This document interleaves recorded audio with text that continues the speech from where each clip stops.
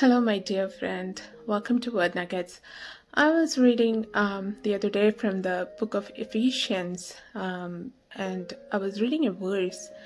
I've read it, I stopped, I went back and read it again, and stopped and went back and read it again. I read it many times.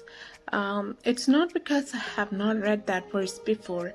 I have read it before, but it was like suddenly a realization of the stark contrast that we see in society and what we see in people around us in our modern day culture. Let me read those verses to you. This is from Ephesians chapter 5, verses 3 onwards. It says, "But fornication and all uncleanness or covetousness, let it not be once named among you as becometh saints. Neither filthiness, nor foolish talking, nor jesting, which are not convenient, but rather giving of thanks. For this you know that no whoremonger, nor unclean person, nor covetous man, who is an idolater, hath any inheritance in the kingdom of God and Christ. Let no man deceive you with vain words. For because of these things cometh the wrath of God upon the children of disobedience." And that is the verse I just stopped and went back and read many times. Let no man deceive you with vain words. For because of these things cometh the wrath of God upon the children of disobedience. So I kept reading the wrath of God, the wrath of God, the wrath of God. So it's like, does God get angry? What angers him so that his wrath will come upon the children of disobedience? So I went back and read from verses 3 onwards, and I just took my dictionary and tried to find out the meaning of these words. So fornication means premarital sex. It's a sexually immoral relationship. That's what it's talking about. It's cohabitation outside the bonds of marriage. Next is uncleanness, and I believe it's sexual uncleanness that is talking about here. Covetousness. Covetousness is desiring wrongfully or desiring something that is not yours, or worshipping something wrongfully, worshipping something so much that you have a strong desire to acquire it wrongfully. So that is covetousness. Then it talks about filthiness. Filthiness is obscene and offensive language. Foolish talking is idle and stupid talk, and talks about jesting. Jesting is mocking remarks. We see that so much in social media nowadays, mocking remarks. All these are so common.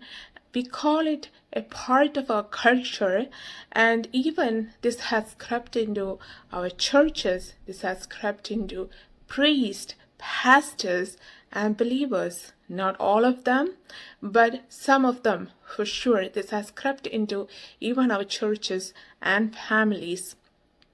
And this is a very shocking truth. We don't hear this preached about much. We don't hear this kind of preaching much. But society as a whole, or people in general, does not believe, especially in the Western culture. We see that more and more people, they don't believe in absolutes or any moral standards anymore. Whatever a person think is right, they do it. Whatever they think they want to do it, they do it. Whether it's a sin or not, they don't believe in moral standards or in any absolutes. And because of this, we see a lot of a loosening of moral standards and loosening of our family structures.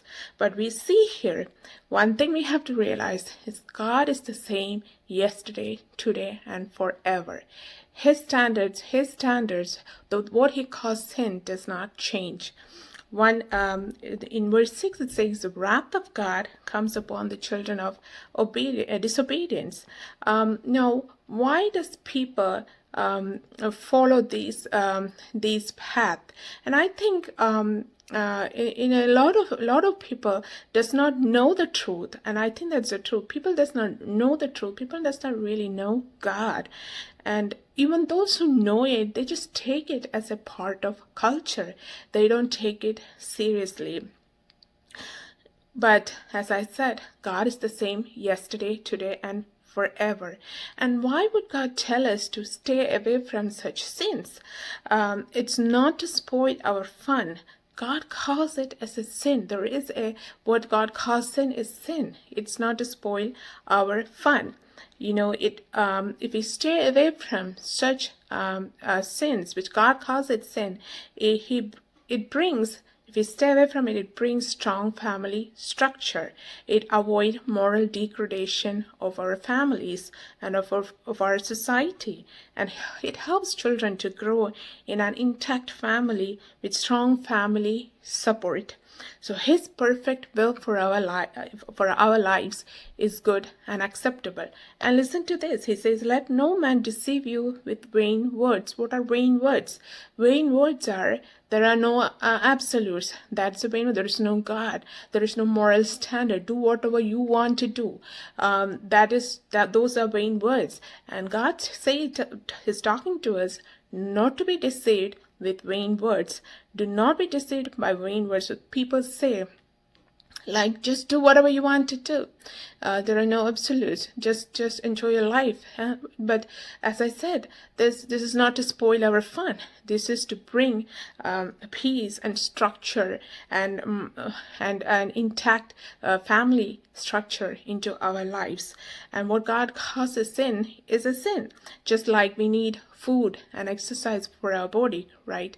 We don't take food just one meal a day. We take many meals a day, and we do it every day. Even so, it's important for us to know the Word of God, read the Bible, get a Bible, read the Bible, so that we know the Word of God, and that is our spiritual food. And just like we need exercise for our body, even so, the good walk in the Word of God, the good walk brings spiritual strength to our inner man.